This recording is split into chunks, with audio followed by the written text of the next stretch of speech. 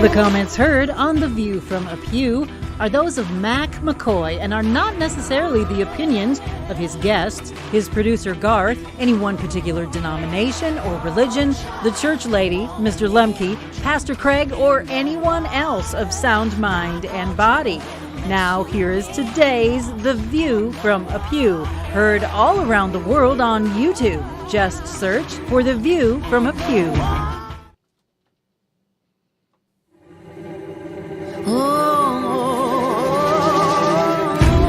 The comments heard on The View From A Pew are those of Mac McKoy and are not necessarily the opinions of his guests, his producer Garth, any one particular denomination or religion, the church lady, Mr. Lemke, Pastor Craig, or anyone else of sound mind and body. Now, here is today's The View From A Pew, heard all around the world on YouTube. Just search for The View From A Pew. Good afternoon.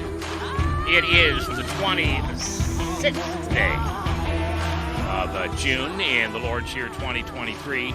I'm Mac McKoy, and welcome to The View From A Pew. We are live from our studios in Omaha, Nebraska, broadcasting around the world. That's kind of what the WWW is with the internet. That's kind of neat because we're all the way around the world. All right, I've got my regular co-host today, Delmar. He has come back from vacation, at least for a while. Do you have another vacation planned? I do. I'm going to be leaving sometime in July, but I'll be here for a few more weeks. Oh, man. When do you come back for good? Well, you're retired. I am retired, so I'm allowed to take some vacation time. Yes, you are, and well-deserved. And I also have a familiar face and voice with us today. You would know her as the mean, crabby, always upset, swearing like an old sailor. That's not true at all. Janel Reeves is here. She was the station manager over at the old station, and now she works for a 501c3 called Rejuvenating Women, and I want to hear about that. So, Janel, welcome. Thank you. It's so nice to be back with you, Mac. Yeah, you're kidding. I missed how crabby I was, so I want to be that way again. Okay, well, you can be crabby. I've been really happy lately. Well, yeah, we won't talk about that. All right, so you work for a company called Rejuvenating Women. I do. And that is...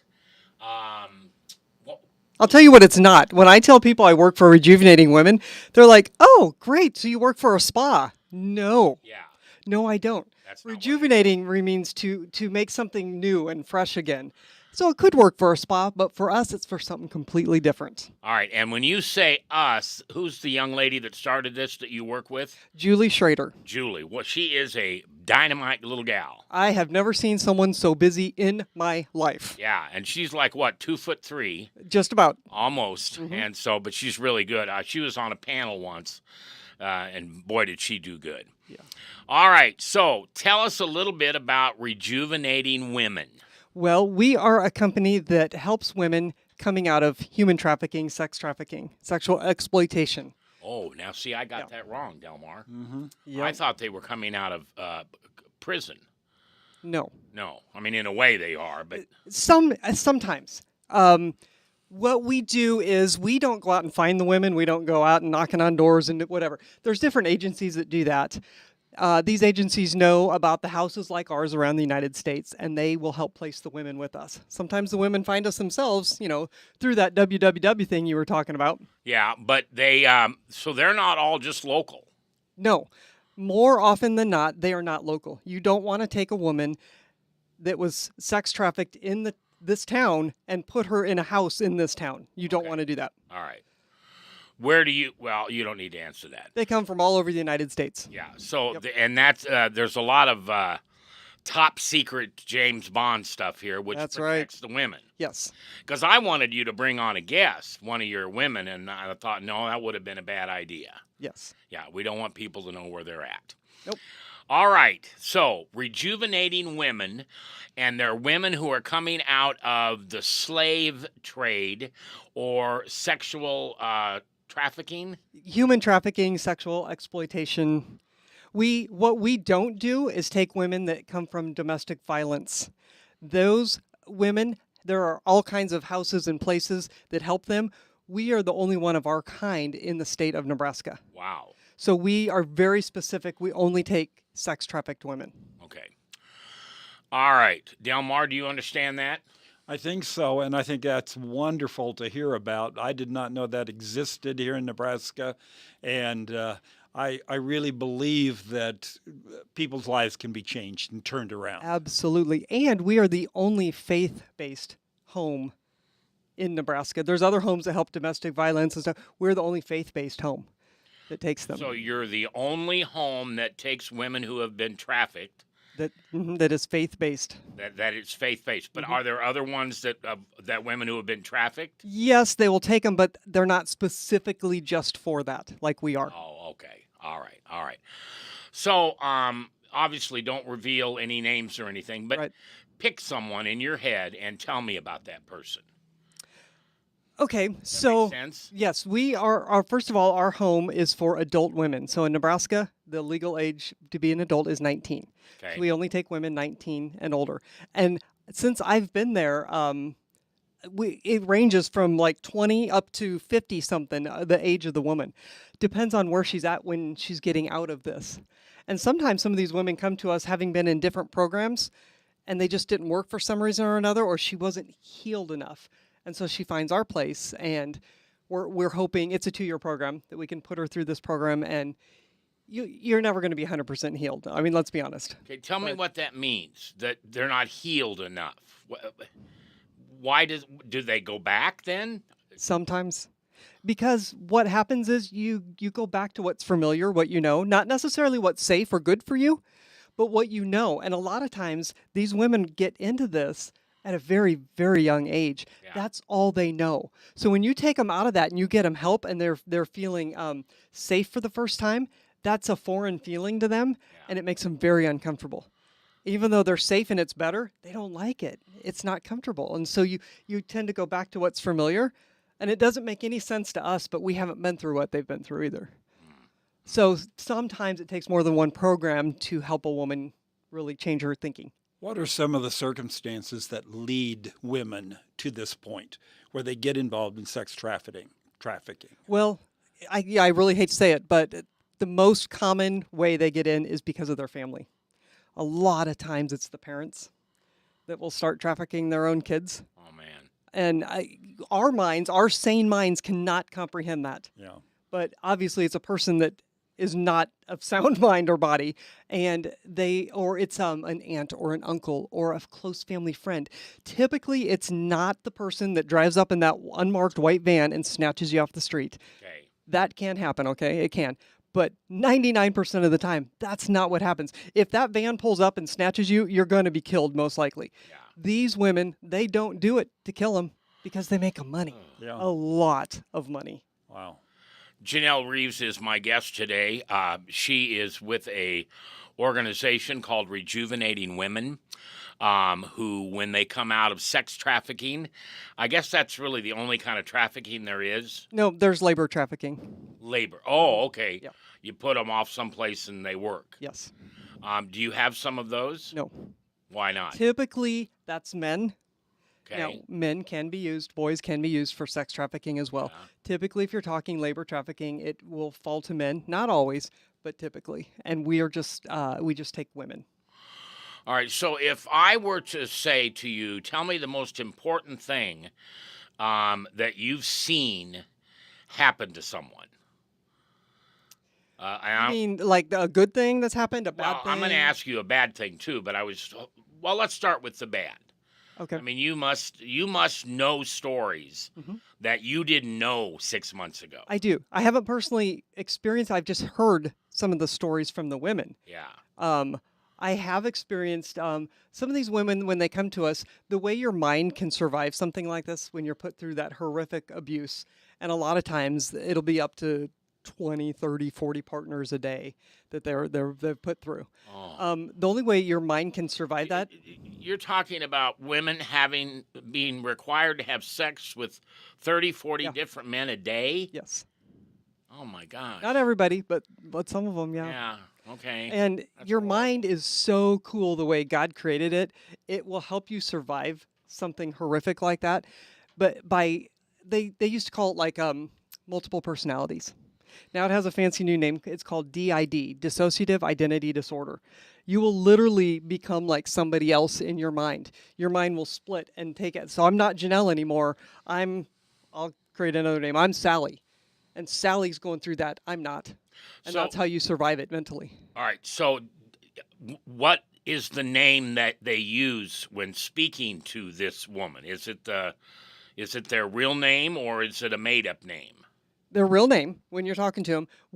I've witnessed talking to one of the residents, her switch personalities, and that's very alarming the first time you witness something like that, because your mind's like, whoa, what's happening? I mean, I had training, I knew this could happen, but then when you finally see it, it's very weird. Some of these women can have 15, 20 different personalities that help them through different things. Okay. Like the resident I was talking with became a little girl, and that was her innocent little girl side, and she'll talk like a little girl and start acting like one, and it just kind of throws you off balance when you first see it. Do they know they're going to do that? Do they do No. it on purpose? No. It just happens. They get triggered. Yes, that's the word, triggered. They get Okay. triggered, and it could be anything. It could be a smell, a sound, a touch, a fabric that you're looking at a weird pattern or something. You don't know what it is, so you don't know when it's going to happen. So what we do is we try to get them training on how to deal with their triggers, and we train our staff on how to, what we call, like, bring them back to their regular personality. It's very, the day that happened to me, I had just gone through the training the day before on what to do. So I was like, oh my gosh, I just did this, and in my mind, it's screaming like, Janelle, you cannot do this. You don't know what you're doing. You can't handle this. But I just kind of took a deep breath, and I'm like, all right, Lord, you got to help me, because I kind of don't know what I'm doing. And then he walked me through. He helped me remember the training from the day before to help we call it grounding the girl to bring her back. Does that happen with most of the women? Yes. And some of them have violent personalities that come out. Ooh. Those are the ones that help them survive when they needed to Protect have that. themselves. Yeah, exactly. My guest today is Janel Reeves. You remember that voice from the other radio station that her and I both worked at, KCRO. And she's now with a company, it's a ministry, really. Yes, it is. Called Rejuvenating Women. And they take women who have been sex trafficked, and it's a 2-year program. Yes. It has to be a 2-year program. No. When these women come, they are adult women. They come, we have a list of rules, the handbook, because, okay, I'm going to be really frank here. When you put a group of women in a house and have them live together, under normal circumstances, that's hard. You take women with a traumatic background, that makes it even harder. So we have to have rules. There's a handbook, there's rules you have to follow. We give it to them ahead of time. They have to agree to abide by those rules. All right. Well, we're going to continue our conversation with Janel. Delmar's here. And as we return on Wednesday at this time, 4 o'clock in the afternoon, we'll keep talking to Janel and learn about something that we shouldn't even have to talk about, but apparently it's really going on. All right, I want to thank our folks down at Divine Christian Truth and appreciate all they do for us. Divine Truth Christian Store, where you'll find more.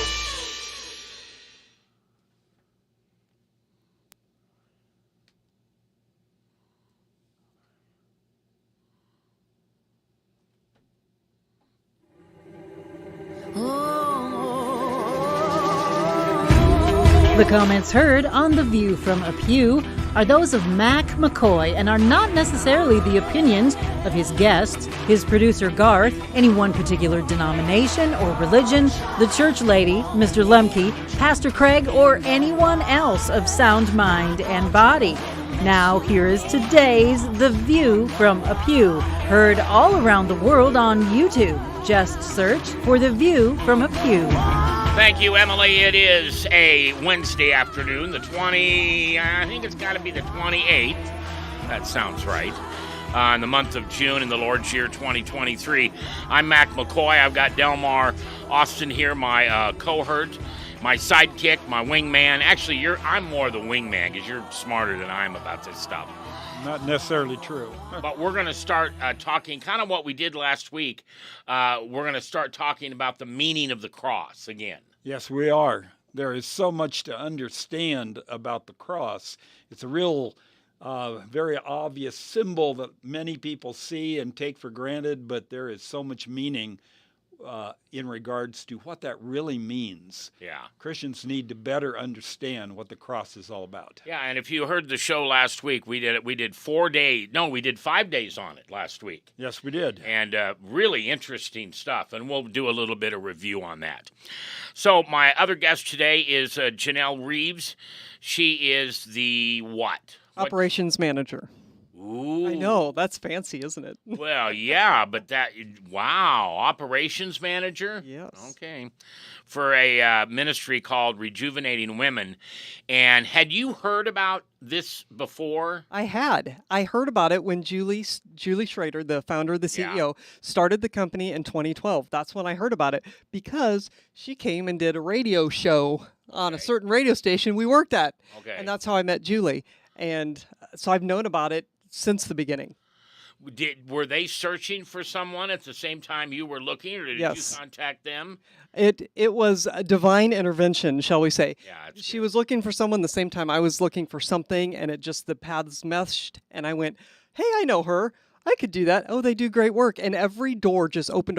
So I knew where God was leading me. Yeah. Well, and you're very good at this kind of stuff, too. Thank you. In Monday's show, you gave me some not bad, meaning some sad information about some of these women who are sex trafficked. They're used 30, 40 times a day. Mm-hmm. That's just incredible. Mm-hmm. Now, the women that you have here are not local women. They come from all different kind of places. Yes. Do they enjoy Omaha? Is this the hick town where the pigs are running in the street? Or have they figured out we're a heck of a city? They don't say a lot. And I'm going to say this, it's going to sound awful, but it's not really awful, and I don't mean it that way. They don't care where they are. They don't care who you are. They don't care what your background story is. They are so focused on themselves and the healing they have to do. They don't care where they're living right now. All they care is that they're safe and they feel safe. Do they have contact with children or spouses or parents or anything like that? It depends. When they first get to our house, they give us a list of people that they would like to be in contact with. We vet those people to see if they truly are a safe contact. Okay. It's not an exact science. Obviously, we're not meeting these people. It's a phone call. We're talking to them based on the story that the girl will give us, and maybe her trafficking story. We try to figure out, is this a good person? We talk to them. We ask them a series of questions. And then we create a safe contact list for them. And are most of those people that you talk to okay when you vet them, or have you had a couple? Nope, they've all been okay that I've done so far. They've all been all right. Mm-hmm. All right. And there's not a lot on the list. Yeah. Only a few people that they trust. Yep. You mentioned that you started with ladies that are 19 or older, right? Yes. There must be some other organizations, some other stops that help the younger girls. Well, I'm actually glad you asked that. That was not planned either. No. This is good. Thank you, Lord. We are starting a home for children. Okay. And there is no home for children in Nebraska. For trafficked children. Well, to put a child, there is no home. We had a situation where there was a 16-year-old girl that was taken out of a situation. She needed a place to stay. We had an open bed. We can't take her. We legally can't take her. We wanted to take her so bad. I mean, so bad. We couldn't. So they put her somewhere where, I'm going to be careful what I say, where they thought was a safe place to watch her. It was not. She was violated that night. Oh. There was nowhere to put her. Wow. So what do you have to do as the ministry to now say it's going to be okay to have young ladies under 19? Start a new nonprofit. Okay. Find a property. Oh, wow. Go through all the red tape, which I'm going to be honest, I don't know what it all is, but I do know we're looking at properties. We want a ranch. We have horses. We have cows. We want to get chickens. because we do equine therapy with the women right now, and right now we have our animals boarded, but we want to have a ranch. So we're looking for a lot of property. We're getting ready to make an offer. We've been looking at some stuff. So that's coming along. The red tape is just ridiculous. Obviously, when you have minors, when you have kids, it's a whole new set of rules. Yeah. Now we have to think of schooling.